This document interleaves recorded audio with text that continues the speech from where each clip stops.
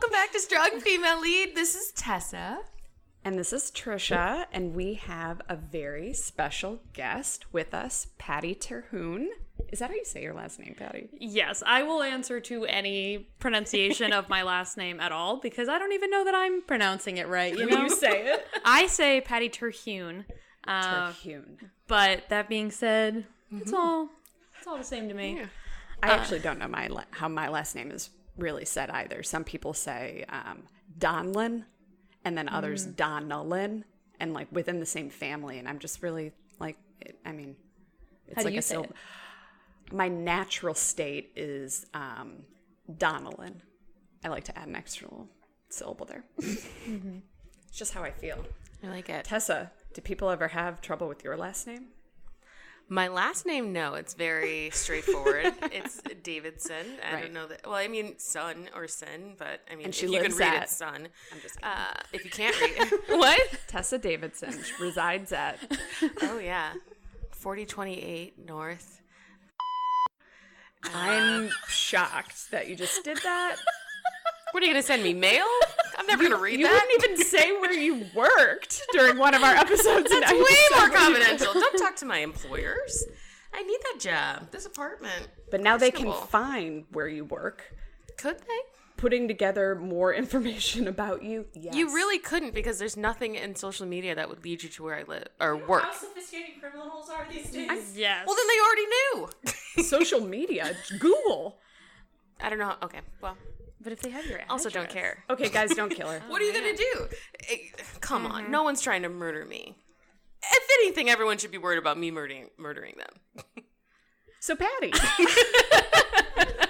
Patty, we wanted you to join us so badly. Is there anything you want to say about yourself or introduce yourself or plug yourself, or do you just Sure. want to let us do it? So I am a writer / comedian.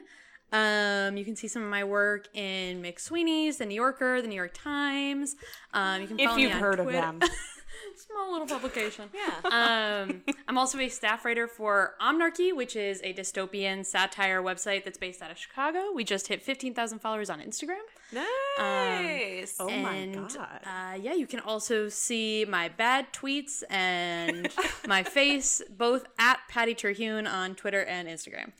Love it. Oh my God, You Patty. should well, definitely be following her on Twitter. yeah. You're definitely Very funny. accomplished, but now hearing about this dystopian situation, I feel like Zach might leave me for you and try to get involved in some sort of situation with you and Michelle and just kind of live there. We do have an extra bedroom.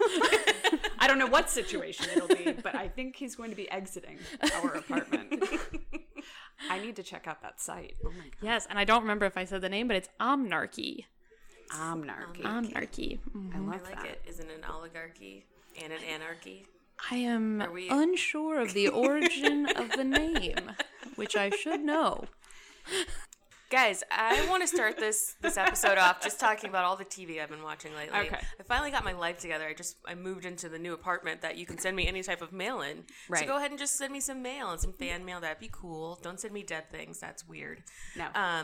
But I just started watching season 8 of American Horror Story, the Apocalypse one. Do you guys watch?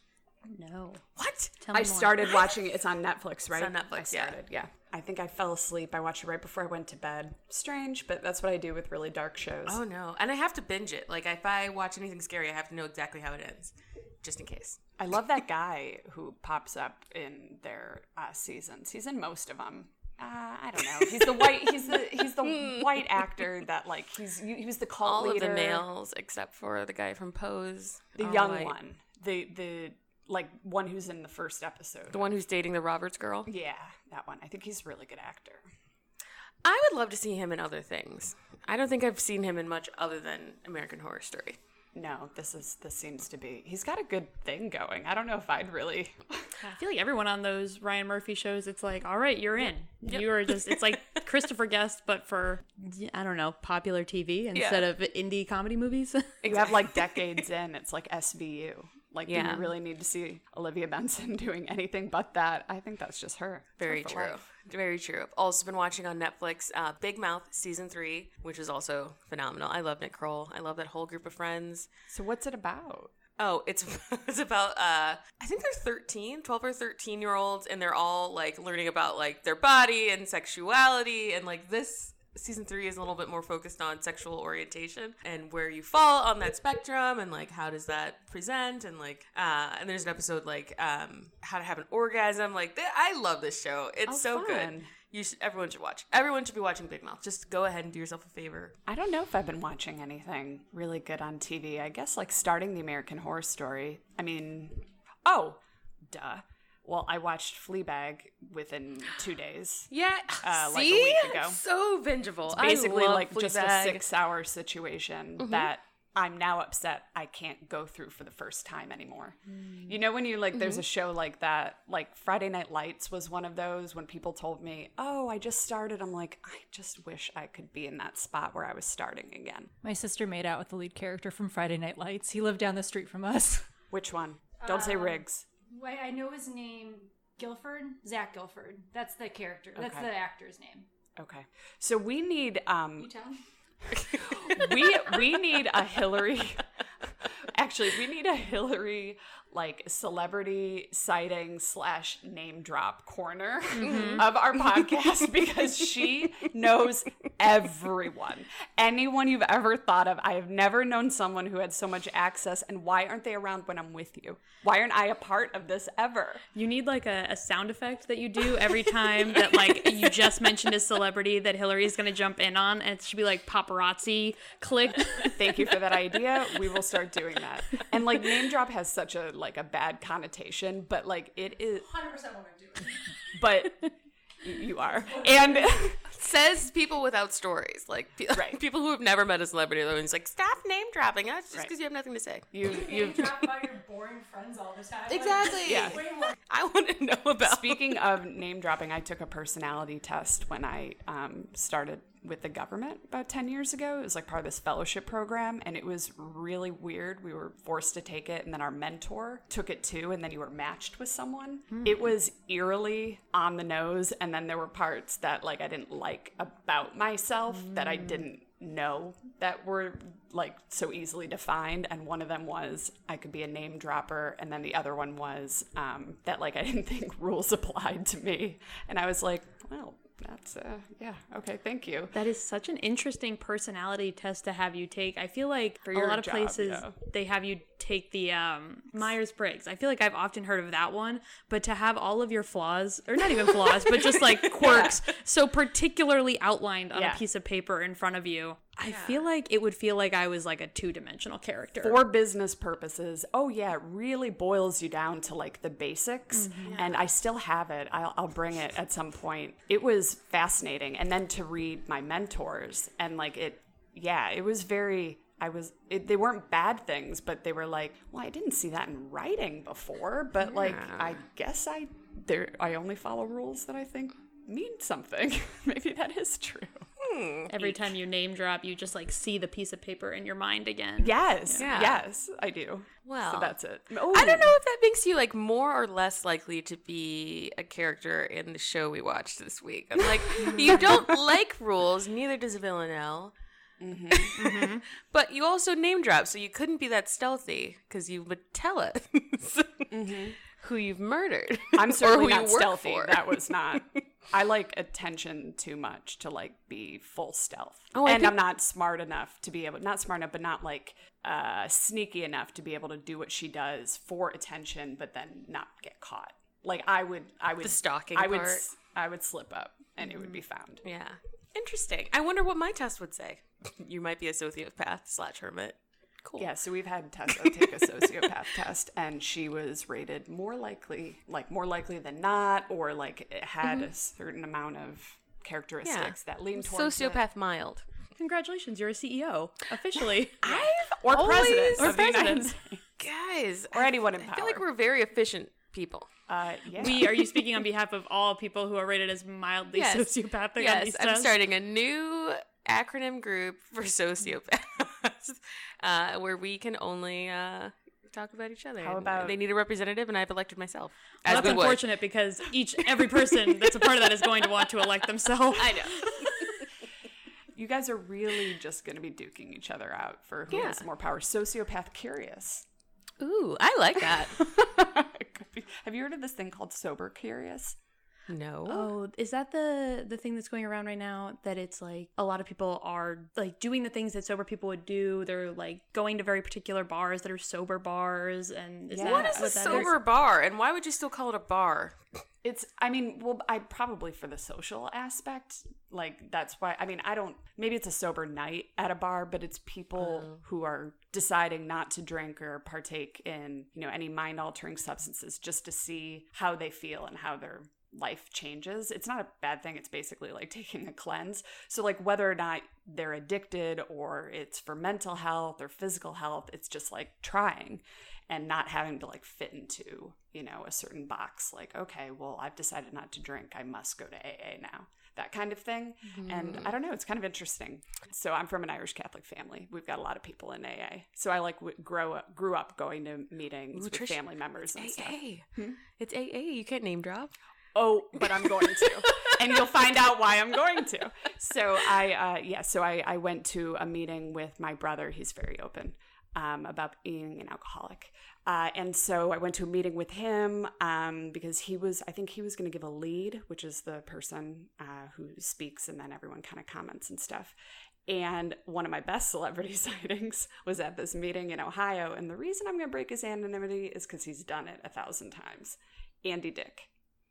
I was just about to say, was it Andy fucking Dick? Andy fucking Dick was at this random AA meeting in Cleveland, Ohio, and it was a very bizarre moment where it was just like, because he was pretty famous then and like wilding out and being pretty open about his substance abuse problems. And Wasn't Andy Dick responsible for Phil Hartman's death? Who is Phil Hartman? how guy- would he have been responsible for I it? think Phil Hartman's wife killed him. Yeah. And I think he had something going on with Andy Dick and the wife. And I think he like gave her a gun or something. I think that he was responsible for it. I'm going to Google it. Who are these people? They're comedians. Phil Hartman? Never heard of Yeah, he him. was on SNL. Yeah, SNL, like 90s SNL had a really good Bush impersonation. He was on news radio. That's where they became famous. He was on SNL like during Chris Farley, like David Spade and Adam Sandler, before your time. But Patty, do you know who these people are? Yes, Yeah. but I will be honest, I only know who Phil Hartman is because Michelle was just watching the documentary about his death. there's a documentary about I'm his death. pretty sure. Did they talk about Andy Dick? I Is it a didn't watch it with conspiracy her, so I don't know. Well, now I Can't endorse. obviously have to watch that. But so Andy Dick was probably, so wow, we're just pretty much defaming him a little bit on this podcast. Andy, don't come for us. Allegedly. Allegedly. He was one of my better celebrity sightings. Obviously, that's a sad moment, and he, but whatever, it happened. Okay, yeah. He apparently gave cocaine to the wife the night that she killed him. So that's John Lovitz. That's his theory.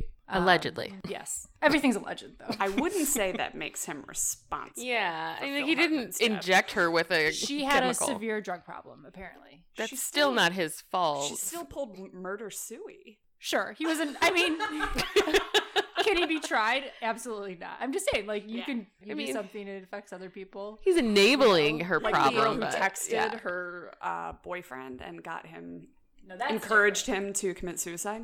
Who did what, huh? Do you remember that? Oh, God. I don't know. It happened maybe like 4 years ago or something. High school. No, they were in high school. Yeah. And these teens developed like a really, really serious / passionate like relationship without really knowing each other. They meet like once or twice and then it's all over text and just becomes like they become insanely obsessed with each other, and both suffered from depression and stuff like that. And the boy was suicidal on and off over the years. And she knew that. And after he killed himself, they found his phone, and he killed himself in the parking lot of like a Kmart, and had carbon monoxide, like a tank, and had it hooked up to his car. They found like thousands of texts between them, and a lot of them were from her saying, do it, go ahead, do it, don't be scared, all this stuff. And She just got convicted. Yeah, so they didn't know how to That's an convict interesting her because it's is not... she even responsible? I'm So that I was- want to be on her defense team. I think that would be the more interesting side, to be like, what? How can you?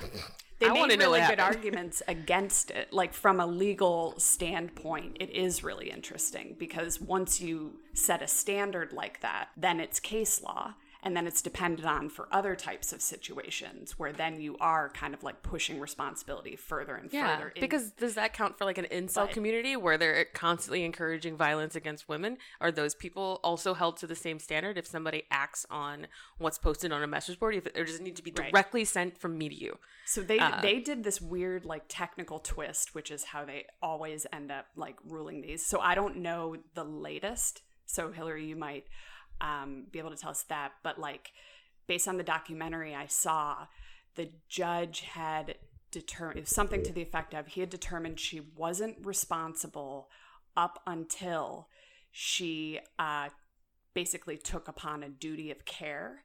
So all the texts to him, even that day and months before that had to do with suicide, she wasn't held liable for those texts. What she was held liable for is once he was in the car and then called her, and then she knew it was going to happen, then not doing something. And so they caught her. Second. Yeah, so the judge actually like had, it sounded like she was going to be let off, and then he was like, but for this moment, then you are held liable. And then she appealed, and I'm pretty sure they were denied. And so she's definitely been doing some time. It's like, it feels like a Good Samaritan situation. No. Well, because obviously then there's the background. You don't get rid of the fact that they did have that kind of relationship and those conversations were happening. It wasn't totally in a vacuum, but she became responsible after she assumed a duty of care. It was wild. I'm curious about assumed responsibility. What is this? I'm sure I'm just speaking out loud. I'm very curious on what that exactly means. I mean, she's obviously like a hated girl in America. You know, it's like a Casey Anthony thing. I mean, it's definitely like whether you're found legally guilty or not, like you are super shitty. Like whatever you ended up doing sucked. Yeah. You know, like this reminds me of like the case that I keep forgetting that I'm super intrigued by, but the two people who videotaped a man drowning instead of helping him. I wonder how, in light of this, they will be considered. Mm-hmm. Because do they assume some sort of responsibility for being in his presence while he is fighting for his life and not helping him? Yeah. Interesting. Yeah. I love the law. It's all right. It all turns on a fact or a certain theory or like one different element. And what determines that relationship? I guess it's the history that is why she's being made to be assuming some sort of responsibility for him. For him. Not doing her job. She kept telling him to get back in the car. He was like, I want to stop this. I want to get out. She's like, no, you have to get back in the car. Yes. So maybe I should have made that clear, like the conversations that were happening, and well, they don't know what was said, obviously, on the phone, but they had like a 20-minute conversation or something, but the texts were telling him to do it. And to her friend saying, I could have told him to stop. Like, she kept saying, it's all my fault. It's all my fault. And she wanted to be the grieving girlfriend, so there was this whole setup. It's really wild, and I'm not positive, so please, anyone who knows exactly what the legal finding was, I watched it a while ago, but I do know that it turned on like a moment and there was a piece she wasn't responsible for and then was, but it's fascinating. Yeah. Because like how much did she actually know? Like it would be different if they were FaceTiming and she could see him in the car and it's not helping, but like how truthful did she really feel he was being in that moment? I don't know. I think it'd be an interesting defense. Yeah, she was like, do it. And she would tell him different ways. Well, I'm like, not to be she extremely gave him different shitty, ways but to- like, I did just watch so much Killing Eve, but like, Oh yeah, I'm not guys, gonna we're say doing that I've Killing never Eve. said that to someone. Just fucking do it then. Just do it. Like, Right. just do it. So that was the defense's Yeah. argument is when you say to someone, go kill yourself, like people do say stuff like that. Mm-hmm. And, but, well, what would, okay. I do feel the need to I feel like if you are the defense lawyer for that, you are just like you're defending someone who is like you were saying, just like objectively shitty. Yeah. And so you have to be making these arguments that are like, yeah, but other shitty people do these things and other shitty people don't get it. Like, it's interesting. I think it's so interesting that you're like, yeah, I would want to be on that defense team. Well, I want to hear the story. I mean, it seems, I don't know, it just seems like the more difficult choice. Like, to be the state in that scenario just seems like I need to prove that she's a shitty person and she knew exactly what she was doing. Right. To defend her seems interesting because you've got to come up with a narrative and sell it. Like, these are no longer attorneys, they are actors. This is a show, and I want to see it. I want to see what's going on. Not a show, though. It's like but real. It is a show, and that's another thing I really loved about the show we watched today, Killing Eve, because so much of being Villanelle is acting, and that's why actors are often insane, because I feel like a lot of them are sociopaths or psychopaths just looking for their codependence. I can't, and I know we're like trying to segue into what we're really supposed to be talking about for this episode, but I stand with Tessa. I think being a defense attorney would be way more interesting because it's all mitigation. Yeah. So a lot of these people have committed a crime. Most of them have, but it's all about making sure that they're being charged for the correct portion of it. And so it's just, I don't know. It's just because that's the part of the law that I love. And if I would have practiced, being a defense attorney would have been something I probably would have been interested in. But it's basically like, everyone deserves the right, to a defense. And just to have to craft something that makes sense for that situation, I don't know. I think it's fascinating. And when there's a really good defense attorney and they manage to get someone off of something, yes, it makes me sick to my stomach. But then I also have the feeling of, holy shit, that was incredible. That's some amazing storytelling. Like, just because, think of Anthony Scalia. Like, everyone loves to hate him because he was so, conservative. But I have so much respect for him in the sense that, I'd be reading, his opinions were always the dissent, and we'd read them all the time in law school, and you'd start reading it, and you were like, oh. And he'd basically, trap you into, all of a sudden, you found yourself agreeing with something that you really don't agree with, on an inside level, but you're like, how did you manage to fucking get me with, the way that you maneuvered using your language? It's a skill. The same with politicians. The most captivating, Obama was an amazing storyteller. Amazing. Trump, not a great one. Not a great one. Well, and it's also using stories for evil in a certain respect. Not evil, but that's kind of boiling it down. We're talking about complex female characters and complex things. Right. But it is it's using storytelling to your gain, and your gain is probably in this case, the gain of these people is a net negative to the world. It is. Yes. You're right. Mm-hmm. But in to no get way into, am I saying that being a part of the defense team is a great thing, or that they're doing great work, but the work that they are doing is intriguing. Mm-hmm. Hillary wants us to start talking about the movie or the show. Fine, Hillary. Such a buzzkill. Okay, so on Strong Female Lead, we talk about movies and television that feature strong female leads, and we talk about, the complexities of them, the stories, whether they belong to that category whether we think they are a strong female lead or not, et cetera, et cetera. Tess and I usually disagree. We're really agreeing on a lot of stuff right now, which is pretty interesting, although it has nothing to do with strong female lead. But we don't always argue. We're not always in disagreement. It's disagreements. Those are fun. No, I love it. Yeah. Sometimes we're on the same page. Sometimes. We'll see. We might be on this one because I love me some Villanelle. So we are doing Killing Eve, which, how do we all feel about this fucking show? I love Phoebe. I love Phoebe Waller-Bridge. Is that it? Waller? Love for PWB and everything she touches. Yeah, this, and then if you've also watched Fleabag, you can tell her. She's all over it. It was phenomenal. The writing is phenomenal. I know she's only credited with developing the show, but it's phenomenal. And being the showrunner for the first season. So creating it and then head writer and showrunner for first. But she wants to have a different female writer each season, which I think is pretty interesting and kind of daring. I like it. Yeah. Yeah, I just love. So I haven't seen Fleabag. I know. It's okay. It's okay. You'll get there when you get there, and it'll change your life. I'm It's jealous. so fucking It'll good. change your Season fucking 2. life. Season 1 is good. Season 2 is where it's at. It's mind-breaking. I'm just kind of devastated that they're not going to be making anymore.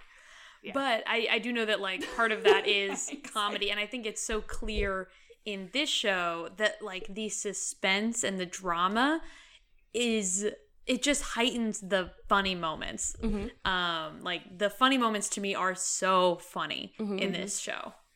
Yeah, they're laugh out loud funny. I don't actually laugh out loud during a lot of comedies. Like Good Place makes me laugh out loud. Sometimes Parks and Rec would. But this actually, I would be like giggling. Like I'm giggling and I can't stop. Because fucking Villanelle is cracking my shit up. She has some great lines. I took some notes. I'm not going to bring them up now, but she does have some really good lines. Yeah. I didn't find myself laughing in this show, but I did. I really loved it. You didn't even laugh. And can I like jump to something Jump that's wherever later you'd in like. it? Anyway. Okay. Did you see how the beginning of this podcast went? Do you see the attention deficit that's like shining a light on our The leapfrog of topics. I mean, it's truly our brains just mashing up against each other. So go ahead. That in I don't remember which episode, but when Villanelle comes over to Sandra Oh, I'm forgetting her character's name. Eve. I'm forgetting her name. The titular character. I'm dying inside because I think that's the quote I wrote. Go on. Oh, but just like when she's holding the knife to her throat and she's like, "What's your phone password?" And she is like crying from stress and says 1, 2, 3, 4. And it is so funny to me. I don't know why. She was so embarrassed. Yes. She spit the first 2 numbers out and she was so ashamed. Secret agent. She's a secret agent. It's a shameful moment. She is being held at knife point and is embarrassed about her phone password. Like, that is so funny. Yeah. I love that It's scene. funny that she's embarrassed. It's funny that is her phone password because you can see like that's how those characters are in this. They're so good at one thing and like terrible at another. Like that she would never think to like watch herself and maybe make something more complicated password. Well, now I have to bring up the quote because it's that same fucking scene. I love when they're sitting down eating dinner, little dinner date. And Eve is like, they're talking about the dossier. Is that what they have on, is that how you say the word? Yeah. What they have on Villanelle or Oksana. And she's talking about like what she did to a man that was in her record. And so Eve asks her, why castration? What did he do to you? And Villanelle answers, I can't do a Russian accent, so I'm not going to try. She says, okay, but can we get one thing clear before we go on with this? Is that a sweater attached to a shirt? Or is it 2 separate pieces? How does it work? I was like, oh my God, I love you. That's so funny. Anyways, I laughed out loud to that. It's brilliant because it's like a scary moment. And then she just picks out the most asinine thing. And you could tell that Sandra Oh's character was almost going to laugh too. Like she had to hold it back. Like, this is really funny.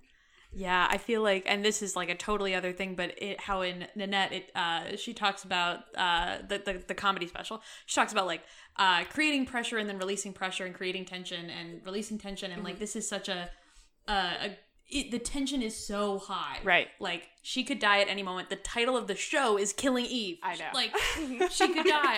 It's Killing Eve and I forgot her name. We're slapping your face with the title. Yeah, and so Killing like Eve. you're like, okay, it's gonna happen. Oh man, what? And then these moments happen, and you're like, what? That was so ridiculous and so funny. And it shows how like cold though Villanelle is in general, and her ability to jump from like feeling like she might be feeling something for someone, to trying to kill them, to like making a joke and then threatening their life. And like she just like does this basically like bounces from each of those with such ease. I loved how insignificant everything was to Villanelle. And I was like, I think you actually kind of get the depth of like what is like a psychopath, like the depth of how much you don't matter and how much, even if I want to play with you in that moment, I'm going to kill you in the next. Right. If I have to. Because don't you're make a play me have to. Yeah. But don't make me. This is like a very Dennis Reynolds. Like a very like, I feel like we're being Dennis in this show.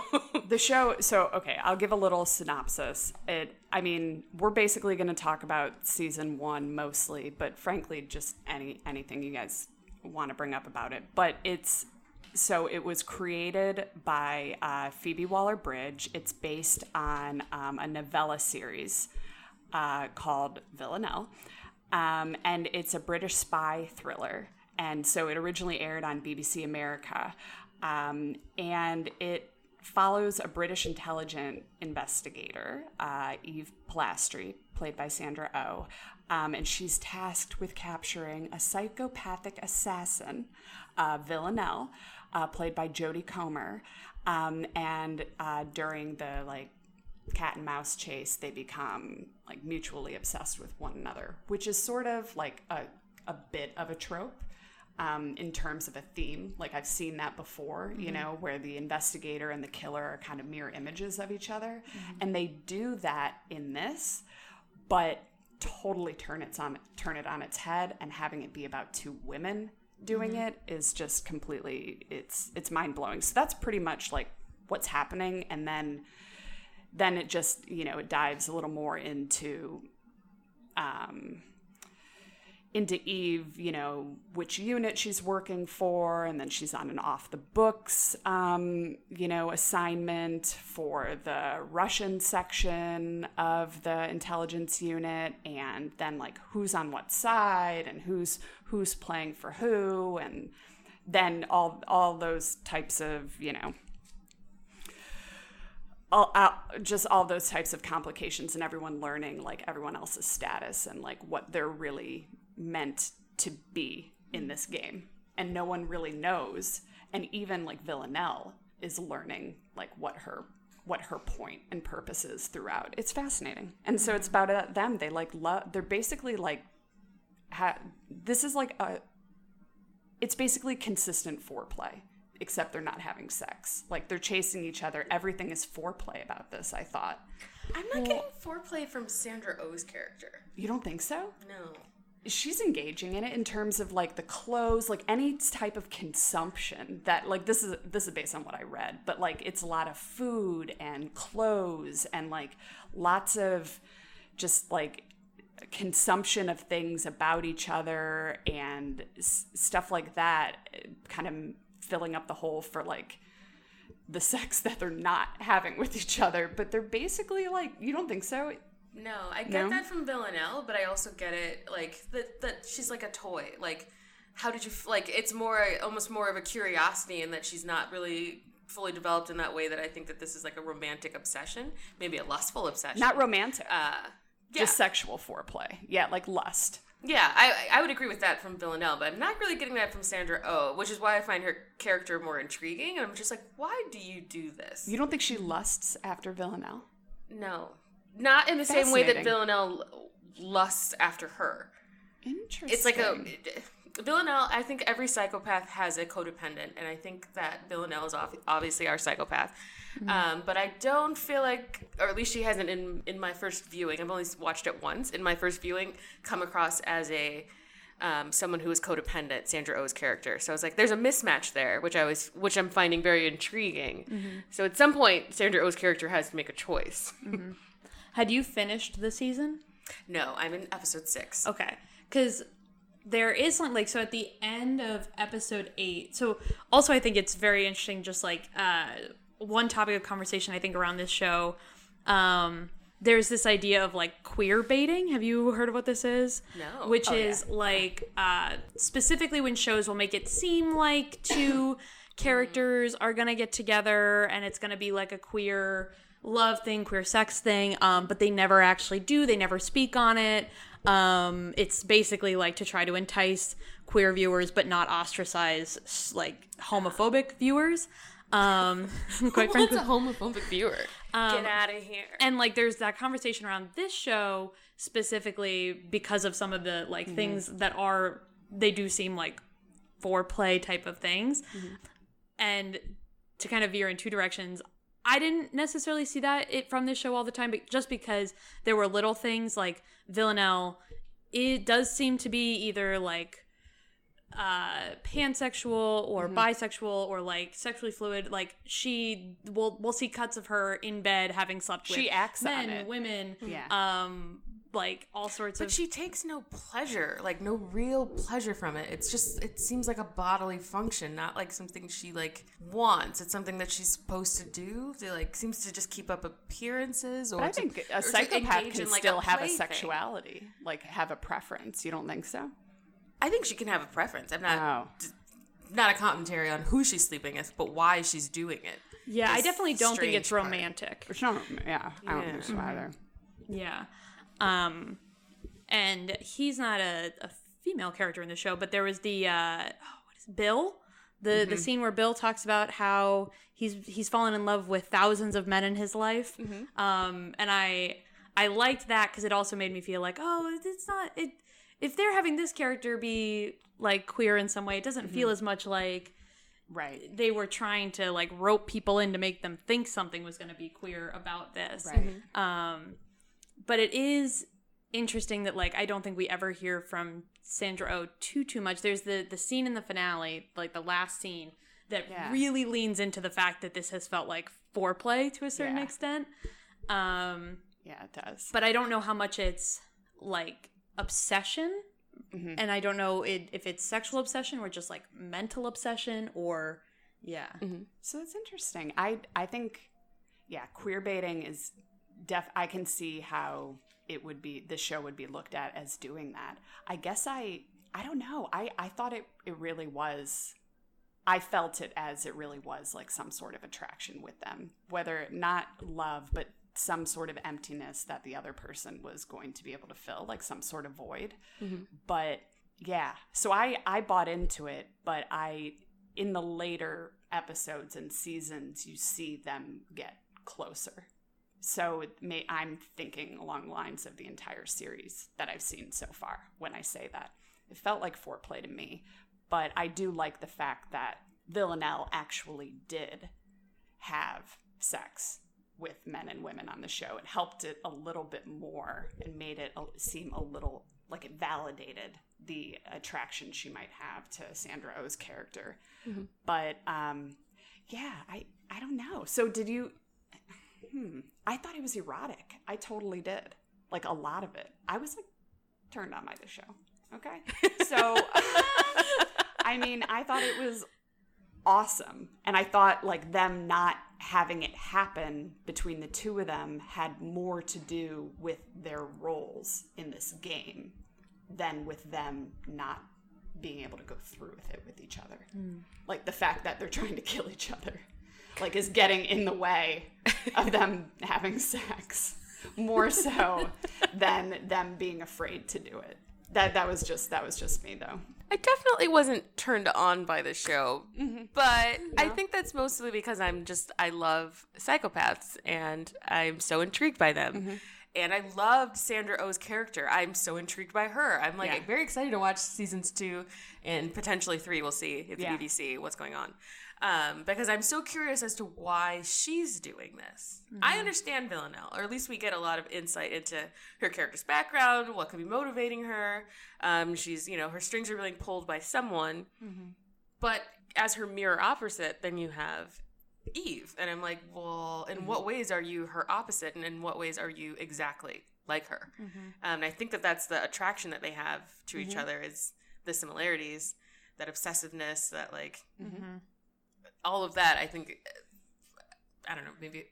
And that's how they relate to each other. Have you guys seen The Followers or like with Kevin Bacon, the cult movie? It's the same sort of thing. I didn't say the name right, but the detective, Yeah. you know, the like very like terrifically flawed detective, Kevin Bacon, has an obsession with the cult leader, you know, and they're basically, it's like they're long lost brothers in a way, and they're these mirror, like distorted mirror images of each other. Like both have the capability to do awful things, like to end a life, to do something so extremely selfish, like and that kind of thing. But one of them, it's like they hit a fork in the road, and then one went this way and one went the other.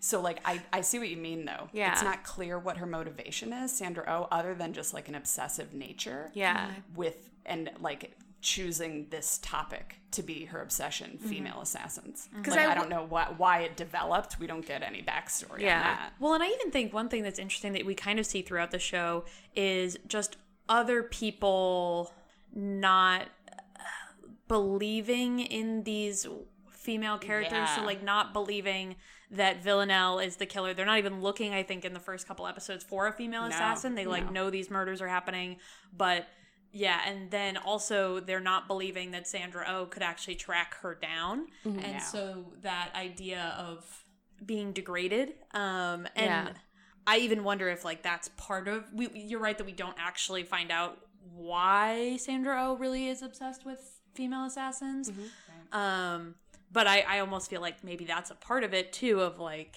I'm getting degraded in my field of work, that nobody's looking at them and thinking that they're culpable of this, and that's why they can get away with it for so much longer and like do all of this damage, because it's being looked at through this like masculine lens.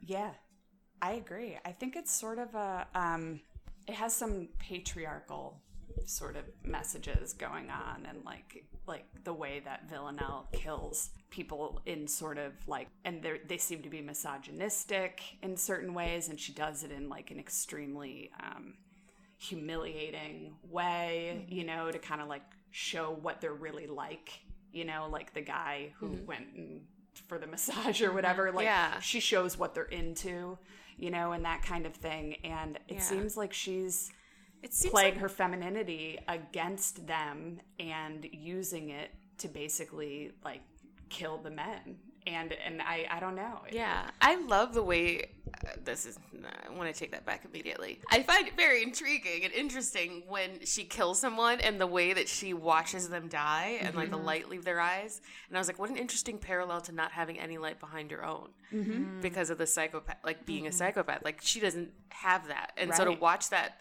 and I was like, I love how they just keep bringing this up about like watching and the breathing. And I was like, this is so scary. It's super heavy. I was like, oh my God, Villanelle.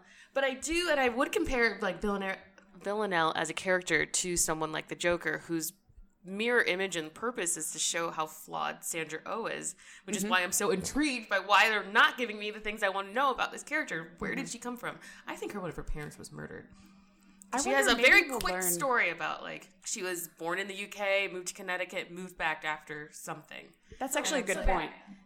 You're going for a Batman Joker vibe. Yes, this is exactly what it is. Yeah. It's Batman and the Joker. That's exactly what this movie is. It's for women, though. Batman for her. Yes, I would buy that fragrance. Is that a fragrance ad? It should be. We'll sponsor you. Well, one of the kills that I thought that was super interesting, and I don't know, I could be misremembering, but I remember this one specifically is when she kills a woman, the perfume executive. And that one was super interesting to me because it was just like, killing someone with what they do. Like, it was giving her perfume. Exactly. She works in perfume, and you're giving that to her. And the vanity, like, she stroked her ego so, like, efficiently. Loves that. To be like, I even named it after you. No one names a perfume after you, woman. No one knows you. It was like, not Chloe, but even it was a stupid name. But yeah, it's like she leans into something that they love to get them to trust her, and then kills them. Like, similar to how in the opening scene, she, like, gets the kid to smile at her and then throws the ice cream on the kid as she's walking out. And she's mimicking the way that the guy smiles, like, because she smiles and the girl doesn't smile back because she's not crinkling her eyes, so she's not smiling with her eyes. And then she sees him, and then she does the same thing. I was like, oh my God, I'm obsessed. And really, people have a hard time believing that a woman could kill without having, like, it being a trauma-induced thing. So we think something probably happened to her, maybe, but we may never find out, and it's not a focus of why she's killing. Because and that speaks to what you said, Patty, is like she gets away with it, and she's so good at it because no one is looking for someone that looks like her and acts like her, and then her ability to not get involved at all. Like there's nothing pushing her to do it. She seems to have some void, and it gives her excitement because she seems like she's bored. And because she's a psychopath, she's even more bored, and like it's some form of stimulation for her. She's perfect in this role.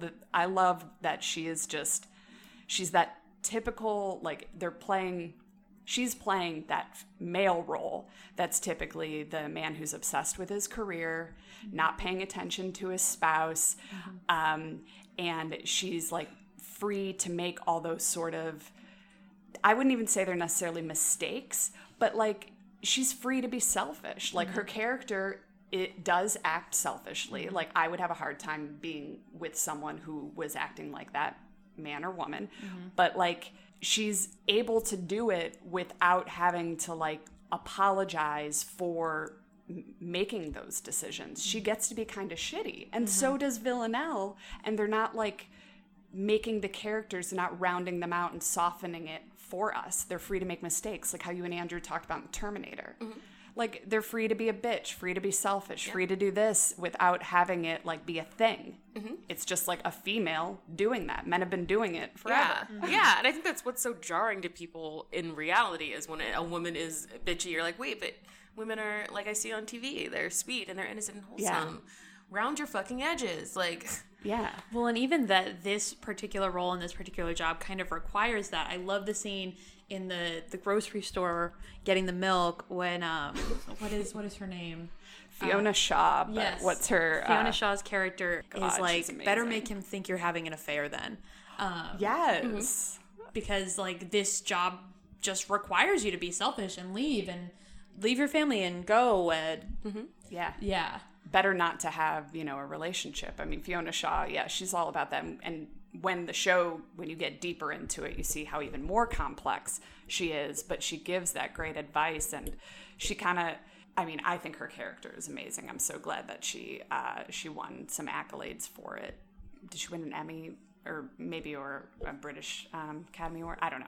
But she, like, when Sandra Oh asks her, have you ever been married? And she's like, a few times, just like off the cuff. She never says that that's her son. And then her son, like when Sandra Oh goes in, she's just like, she sees the son at the table, Kenny, and she's like, yes, Kenny's my son.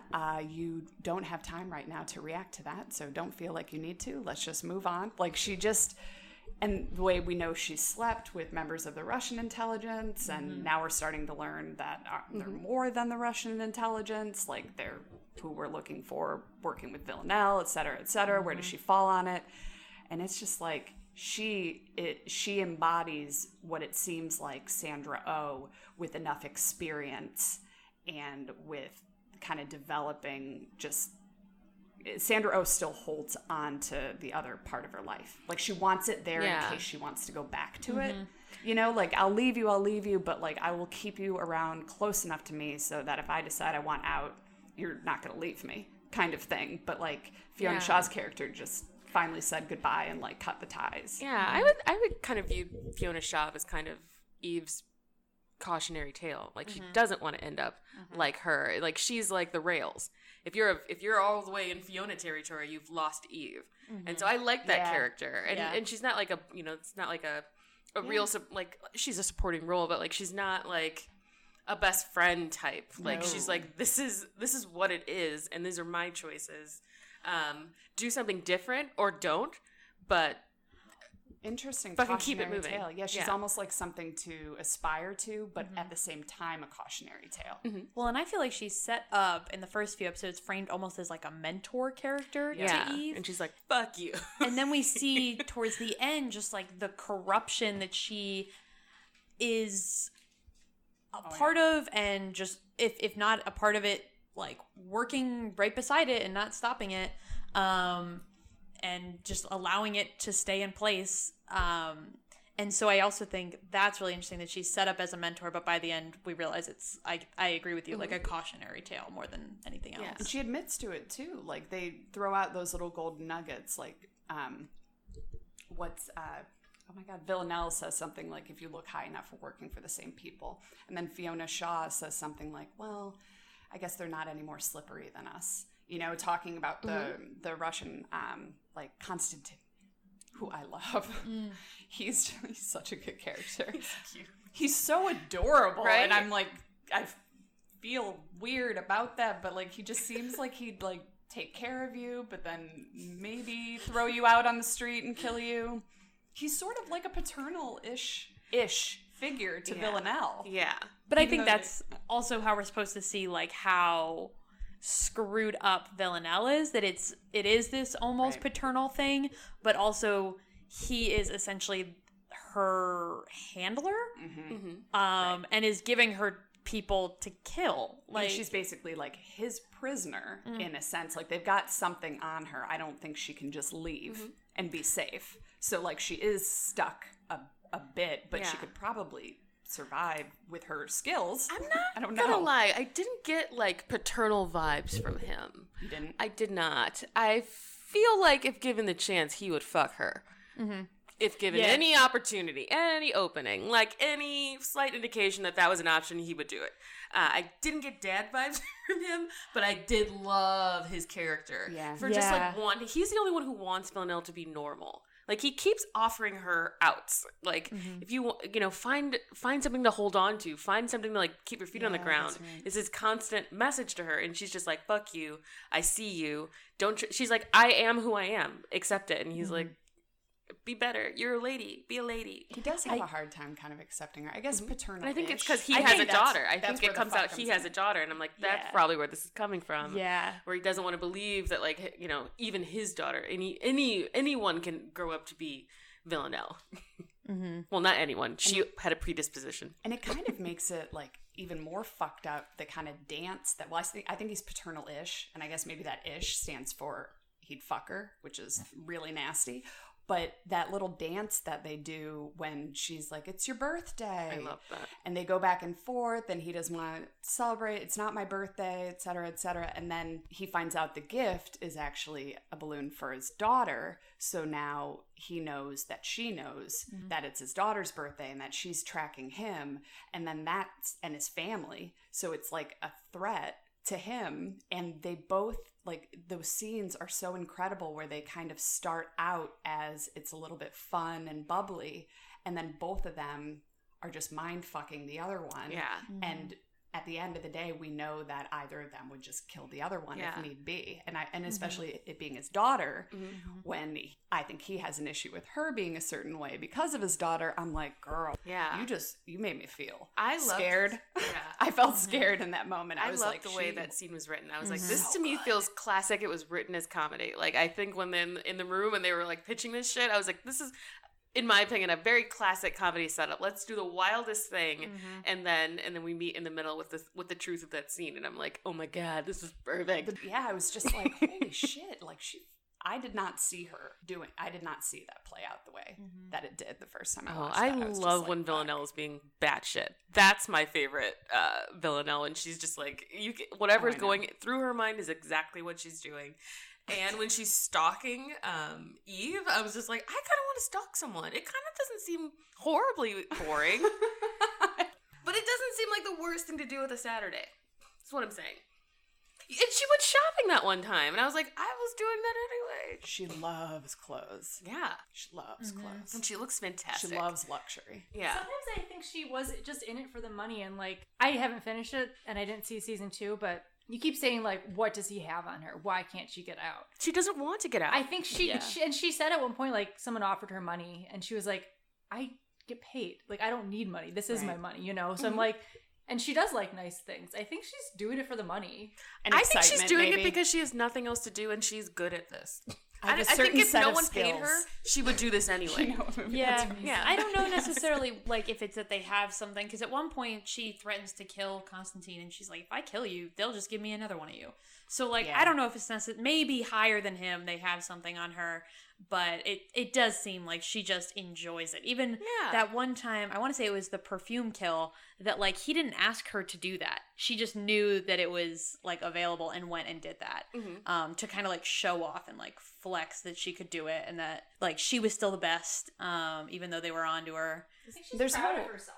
There's a whole competition. She's really part, good. too, She's been doing this for years, and she's only just now popped onto people's radar. She's good at what she does. I can see that. Maybe I'm not they don't supporting have anything on her. serial murder, but also if you've got a skill, You know what? use That it. actually falls into a cliche too. Like my thinking that they've got to have something on her. She is most likely just this. She just enjoys it. And I Like, think she's that's also the bloodlust. more disturbing thing that you don't want to accept is that, like, I Right. can understand someone doing Right. these, like, horrendous things for, you know, because they've got her family locked up in some gulag and, like, and that's why, you know, she has to do these things. She has to do a certain amount of hits, and that's another movie. That's, Right. she has to do a certain amount of hits, and then her family is freed. But, like, the more disturbing answer is that she would be doing this anyway. They just happen to fund her hobby. It's not that I think that she wouldn't be killing. It's that, like, why is she still killing in a manner where she needs to take directions about how, like, who to do it to? That's where the money is. Right. Well, So she it's does have to probably where fund the her money is. lifestyle. But that's what I wonder, Her like, fantastic why does apartment. she doesn't need a boss. I would live there. I want her She apartment. should be an entrepreneur. She doesn't need a boss. An independent contractor. She works for herself. Doesn't she say at one point, like, Eve asks her, like, what she wants, like, why she's doing this? And she's like, I just want a nice flat, some nice clothes. Doesn't she say that? Isn't line at that one what point? everyone's doing though? Yeah. That is Yeah. what literally everyone in the world is doing. I love the way this is written. I love it. This is what everyone is doing. Everyone is just trying to afford their apartments and houses. She takes a shitty path to do it. So Are you Phoebe, saying- but Are you saying that Killing Eve is a workplace comedy? And nobody loves workplaces more than Patty. Patty loves mundane workplaces. She writes about them frequently.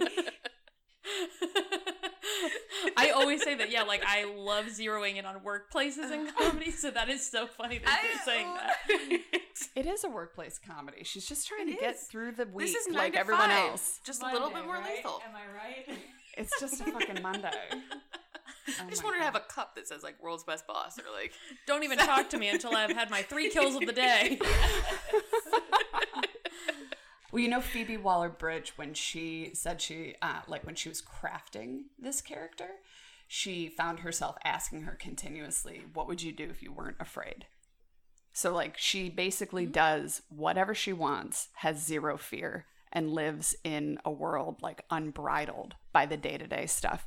So maybe that's the only thing that makes it not a workplace comedy, but I don't know. I think her humor does, though. I will say I liked that. So she obviously killed a lot, but I feel like it's a cliche to have like the femme fatale and like a skin tight thing that you would never Yes. actually have the flexibility in to do any of the things that she's Yeah. doing. She needs a wide range of movement. she needs a And- nice tactile neck. My favorite murdering outfit. I feel like I never looked A at her. tactical turtleneck. It's like a black turtleneck that all assassins wear. It's a tactile neck. I never looked at her outfits and was like, you wouldn't have been able to do that. In that. Like, You're totally right. that was a flaw. She has like modest heels. Like she doesn't Yeah. have anything Yeah. that she couldn't run in. And Sandra Oh's character looked so American, and I was like, "Why are you disappointing us internationally? Oh my God. Stop shopping at whatever Gap you found this at. Return it." Well, I liked that, similar to your point, I do think, or someone's point, but you had said that it was similar to this detective character that like kind of gives up his whole life, becomes obsessed with work, and I feel like the outfits that she's wearing, that Sandra Oh is wearing, are neutral colors, kind of layers, jackets, jeans, and that's, to me, also, if this was a male character, what he would be wearing, because he would be so obsessed with Right.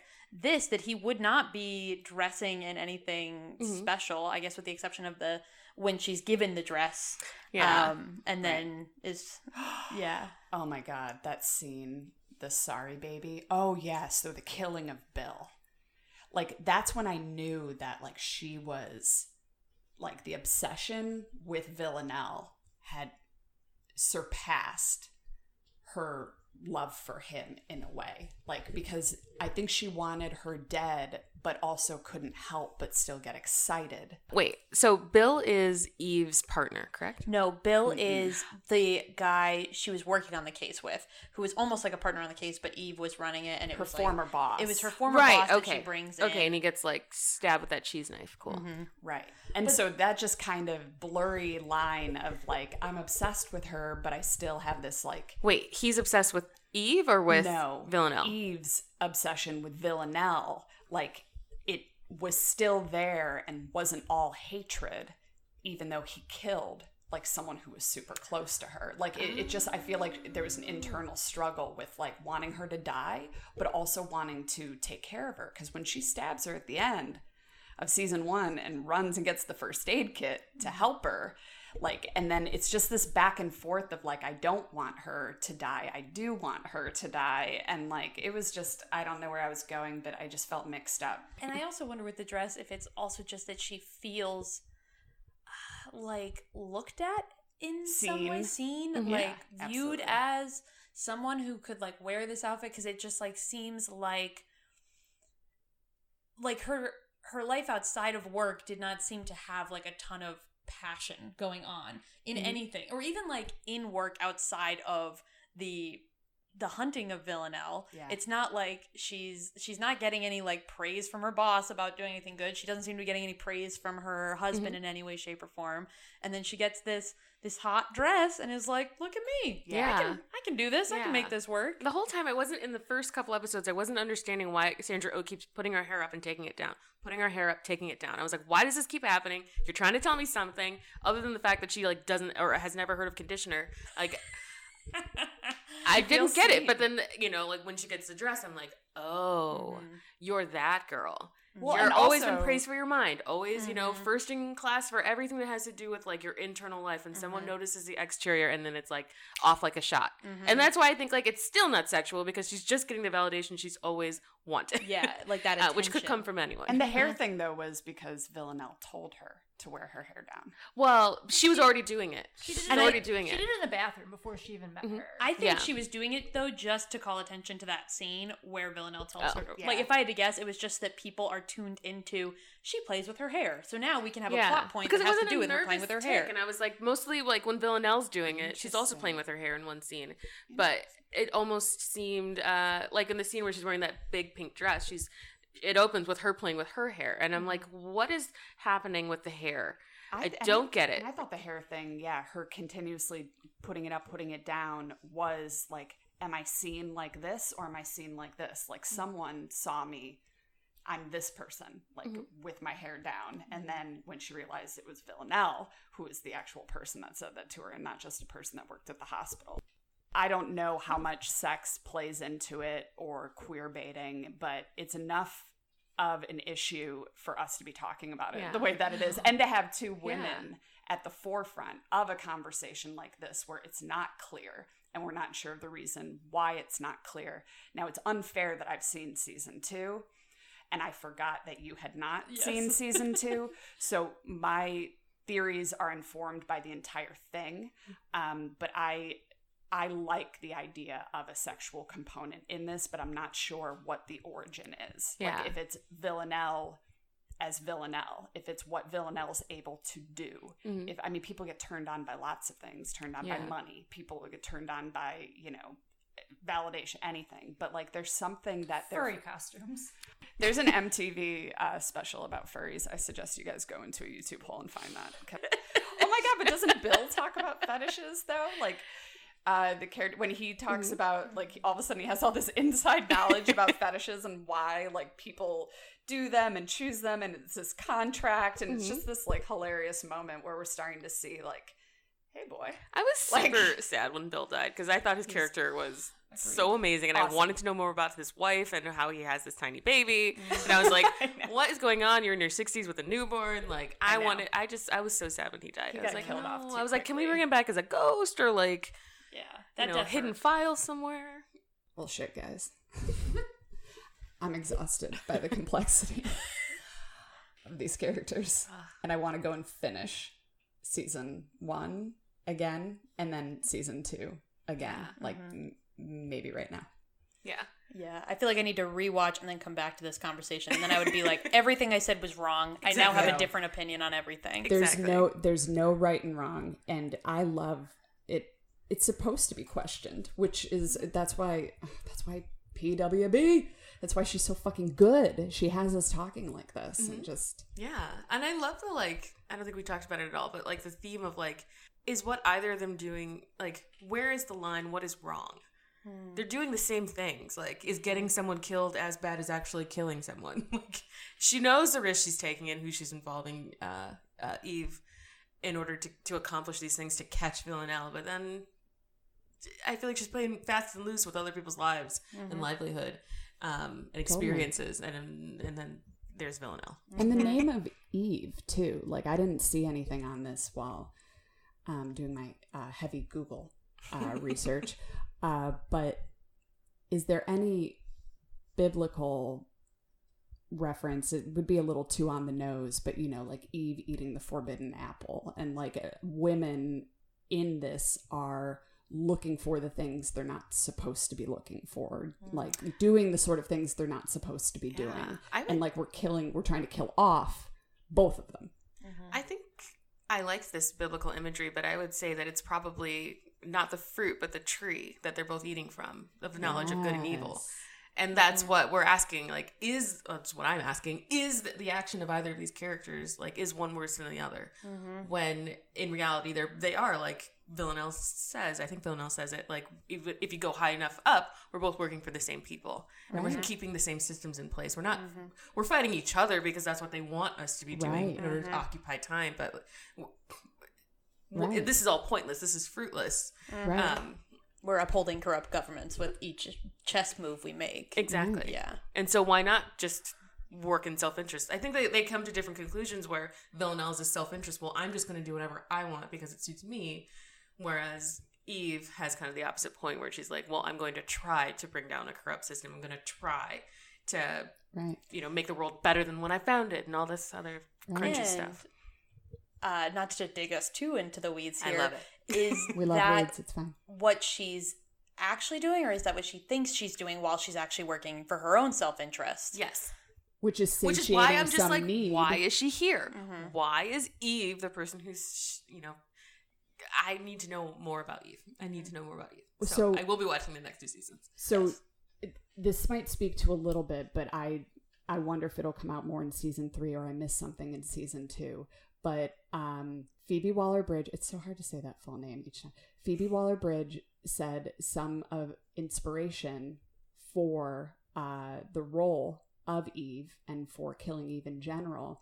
She pulled from a YouTube video of a female killer who was just acting kind of sort of insane while being interviewed, and then she thought the camera was off, and then she became extremely girlish and curious about how she came across in the interview, and was it good, so kind of childlike and weird. She used a little bit of that for Villanelle. And then Eve, she was curious about people who are obsessed with murder, and so she asked a friend of hers and recorded her friend to talk about why she liked the podcast My Favorite Murder. Shout out Karen Kilgariff and Georgia Hardstark. I've seen it live. I've seen them do the live podcast. They're hilarious, and there is this true crime obsession. Now that seems like it's a little bit on the superficial side. Maybe there is something a little deeper, or maybe it is just a fascination with the fact that there are people out there that can do this kind of thing, where if Eve wasn't in her life situation or had this tie to, had this moral fiber in her that kind of stopped her from doing it, would she be able to do that kind of thing? So is she attracted to someone who's doing what she would never be able to do? Okay, so now it's time to discuss the strong female leads. Yeah. Okay, so the qualifications for strong female lead, our own qualifications that we came up with, standardized. There should be a wiki about this. Let's make one. Someone do it. Make sure to mention us by name. Yeah. And pull good photos. Only good photos. Yeah. And interesting quotes. So the qualifications are that the character has agency, is top billed, and moves the plot along and isn't just dragged around by the plot. So I'll start with Eve, because we're killing her. She's in the title. So she's not just top billed. She is the show. So I believe Eve is a strong female lead. I think she definitely has agency. She is making decisions. She is free to make mistakes. She's free to do what she wants, good or bad, however it's impacting other people. It's refreshing to see a female character like that. She's obviously top billed and produced it. Well, I guess Eve didn't produce it, but Sandra Oh did. And she for sure moves the plot along because everything she does impacts the other strong female lead, Villanelle, in some way, and Villanelle reacts to her, and so then the plot just thickens, and their hunt for Villanelle becomes more and more complex because of everything that Eve does. So that's my opinion. Tessa? I agree. Of course, Eve is. I know. It's strong like we female can't lead. even. Of course, She was. Yeah, and I love that it's a person of color in the lead in this type of show. I don't think that I know any other shows like this with a POC lead.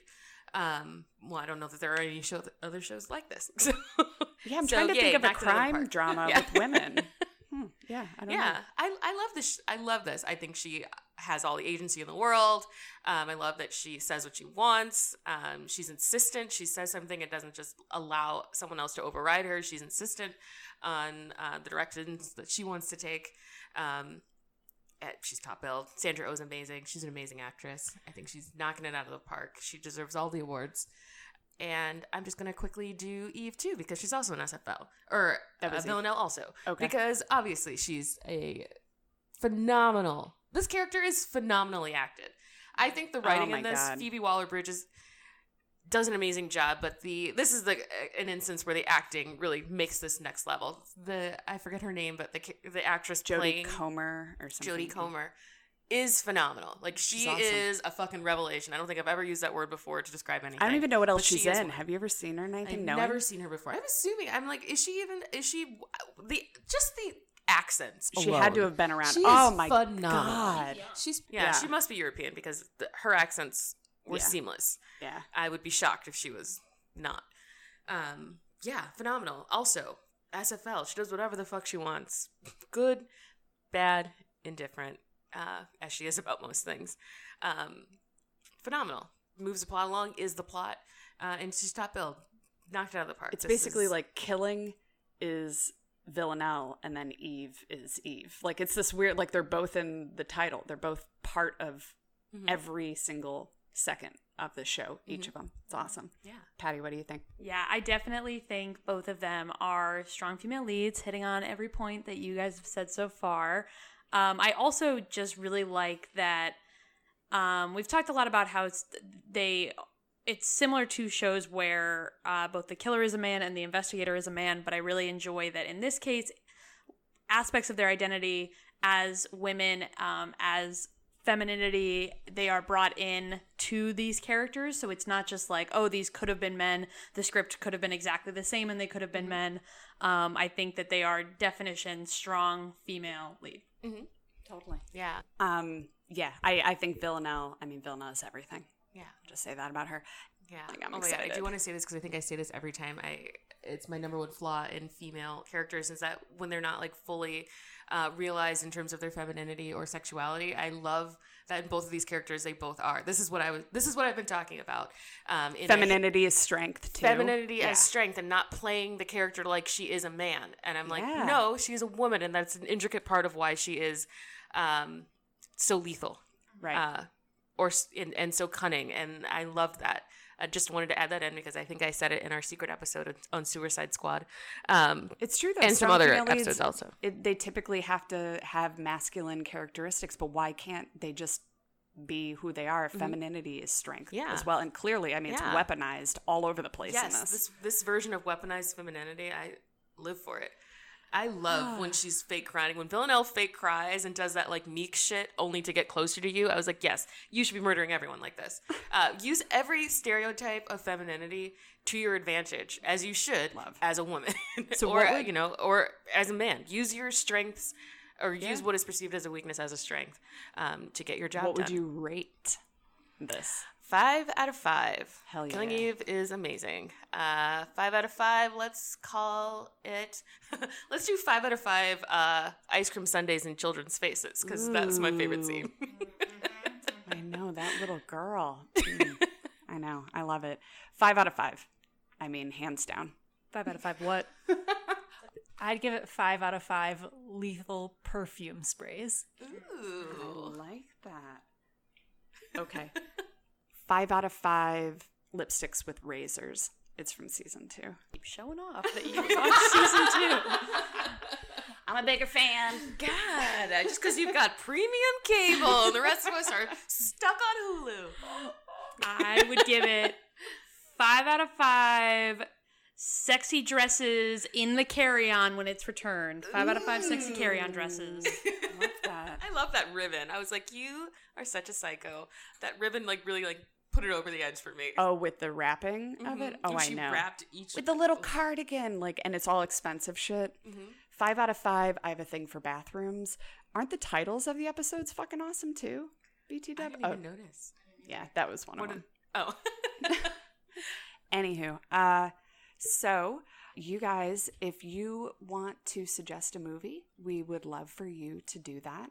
And our favorite place for you to do that is leaving a review for us, a 5-star review, of course, on Apple Podcasts, and include a movie that you want us to do that has a strong female lead. And yeah, rate, review, subscribe, and you can find us on Instagram at Strong Female Pod. And on Twitter at SFL_Chicago. And again, Patty, do you want to tell them where they can find you on social media? You can find me at Patty Terhune on Twitter and Instagram. And if you like some dystopian satire, feel sure to give Omnarchy News a follow too on Instagram and Twitter as well. Well, that's it, guys. Until next time. Yeah. See you next time. Bye.